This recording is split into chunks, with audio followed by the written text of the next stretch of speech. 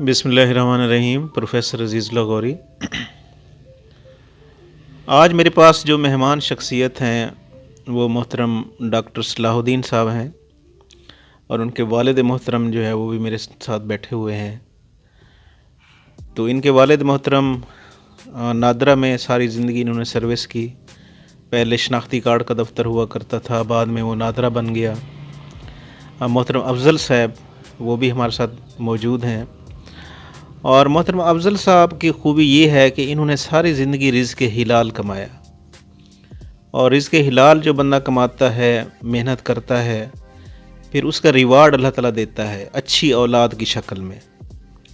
और माशाल्लाह इनका बड़ा बेटा जो है सलाहुद्दीन, वो इस वक्त डॉक्टर सलाहुद्दीन है और ये FCPS हैं उसमें रेडियोलॉजी में, और इस वक्त कुवैत में जॉब कर रहे हैं।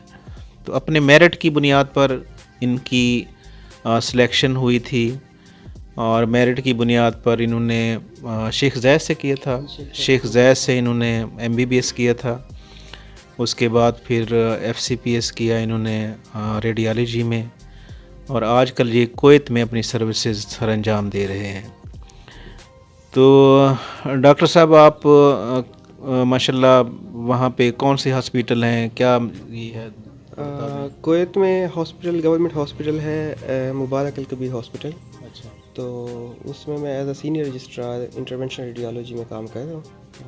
उसमें इंटरवेंशन रेडियोलॉजी की एक सब स्पेशलिटी है जिसमें हम जो है ना ऑपरेशन करते हैं अल्ट्रासाउंड और एक्सरे के अंडर जो है ना सब कुछ हम लाइव देख रहे होते हैं। और जो छोटे छोटे ऑपरेशन होते हैं, जिस तरह फेफड़ों में पानी हो गया, पेट में पानी हो गया, किसी ट्यूमर वगैरह की, या कुछ गिल्टी वगैरह है जिसमें, या लीवर में, गुर्दे में, तो उसकी बायोप्सी वगैरह हम करते हैं अल्ट्रासाउंड के ज़रिए जो है ना।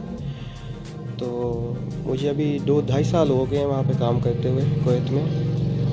तो जहाँ पे FCPS मैंने 2019 में FCPS किया था। उसके बाद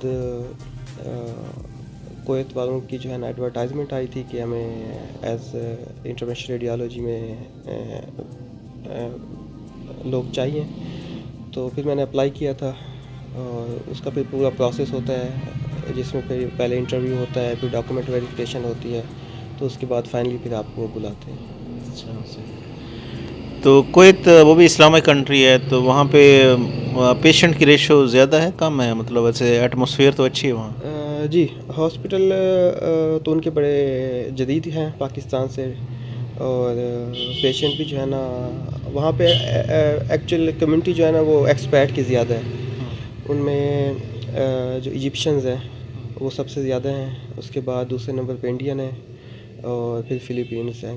तो पेशेंट भी मिक्स होते हैं कि मुस्लिम भी होते हैं एक्सपैट में, इजिप्शियंस भी होते हैं, नॉन मुस्लिम भी होते हैं। तो हर तरह के पेशेंट हम वहाँ पे डील करते हैं।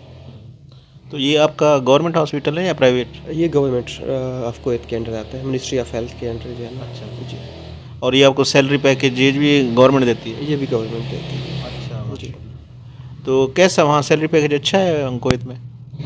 पाकिस्तान से तो बहुत अच्छा है। अच्छा। जी, तो फिर कुवैत में अगर आपने फैमिली के साथ सेटल होना है तो फिर वो डिपेंड करता है कि आप किस पोस्ट के ऊपर गए हैं। आप अगर जूनियर पोस्ट पे गए हैं तो फिर आपको थोड़ा मुश्किल होता है, लेकिन अगर आप सीनियर पोस्ट पे गए हैं, आपने फेलोशिप की हुई है, 1 या 2 फेलोशिप की हुई हैं, तो फिर आपकी ज़िंदगी आसान है वहाँ पे। आप इजीली वहाँ पे अच्छी ज़िंदगी गुजार सकते हैं, बच्चों को अच्छी तालीम दे सकते हैं। डिपेंड करता है आप किस उस पे रह रहे हैं। और जो सबसे ज़्यादा खर्चा है वो अकोमोडेशन का है, और बच्चों की स्कूलिंग होती है तो उस पे है। फिर रिहाइश अकोमोडेशन आपने अपने मुताबिक फिर देखनी है कि आप अगर एवरेज ले रहे हैं या अच्छी ले रहे हैं, तो उस पे अच्छा खासा खर्चा हो जाता है। बेसिकली स्टार्ट होती है 300 दिनार से स्टार्ट होते हैं आपके जो 2 बेडरूम अपार्टमेंट है। फिर ऊपर आप जितने भी चलते जाएँ वो फिर उसके मुताबिक है कि आपने पूरा घर लेना है या 3 बेडरूम अपार्टमेंट लेना है, फर्निश लेना है, नॉन फर्निश, वो फिर उसके मुताबिक फिर ज़्यादा होता जाता है। लेकिन ये है कि 300 में आपका बेसिक रेंट है असल में मेरा जो मकसद वो ये है कि जिस तरह ये मोटिवेशनल हम इंटरव्यू आपका कर रहे हैं, तो माशाल्लाह 14 लाख पर मंथ या 15 लाख पर मंथ आपकी इनकम है, तो इसमें ख़र्चा कितना, 4 लाख हो जाता है? कुवैत में हाँ पर मंथ? नहीं नहीं, वहाँ पे अच्छा खासा होते हैं, मतलब 1400 में से 300 तो आप निकाल लें घर का किराया जो है ना, अच्छा तो बाकी 1100 बचते हैं। 1100 में आपने खाना पीना है, आपने ट्रैवल करना है, आपने इधर पाकिस्तान भी भेजने हैं, वहाँ पे भी खर्चा करना है, तो ऊपर से फिर जो है ना आपके अगर बच्चे भी वहाँ पे हैं, बच्चों की स्कूलों की फ़ीस है, तो वो फिर हिसाब मिल मिला के सब कुछ जो है ना खर्चा करके कि आपके पास तकरीबन 4-5 लाख ही बचते हैं पर मंथ जो है ना। जी सही है। चलो पाकिस्तान से फिर भी हाँ, बेहतर है पाकिस्तान माशा। एटलीस्ट आपकी सेविंग हो रही है हर मंथ जो है ना। ये नहीं है कि आप महीने के एंड पे जो है ना आपको किसी से उधार लेना पड़ता है, या एटलीस्ट थोड़ी बहुत सेविंग जो हो रही है तो वो होती रहती है। और अगर अकेले हैं तो फिर आप ज़्यादा बचा सकते हैं। अकेले में ये भी ऑप्शन होता है कि आप अपना फ्लैट शेयर कर लें किसी और के साथ, तो वो रेंट डिवाइड हो जाता है, और इस तरह ऑप्शन होते हैं। सही है सही है।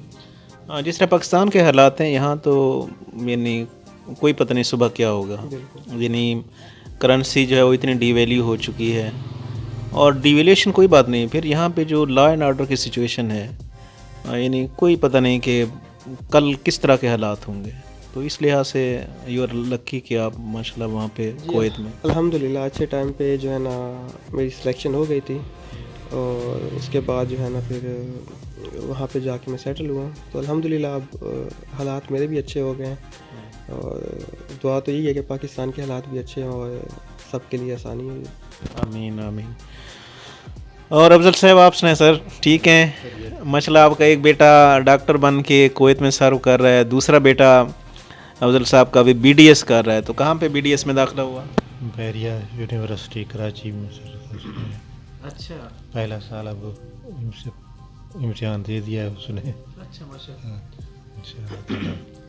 तो अफजल साहब का दूसरा बेटा जो है वो माशाल्लाह बहरिया ये नेवी की है यूनिवर्सिटी, तो वहाँ पे उनका दाखिला हुआ है BDS में, और 1 साल उनको हो गया है, 1 साल के पेपर पहले साल के दे दिए उन्होंने।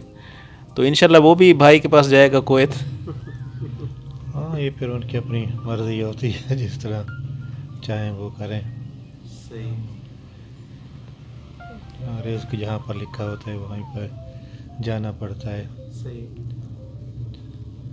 बस है रिस्क की तलाश, जहाँ जहाँ मुयसर हो, अल्लाह ने लिखा होता है पहले से, वो वहाँ पे मिल जाता है जिस तरह। सही माशाल्लाह। अच्छा अफजल साहब के बारे में मैं एक बात बता दूं कि ये माशाल्लाह कम गो हैं, कम बोलते हैं।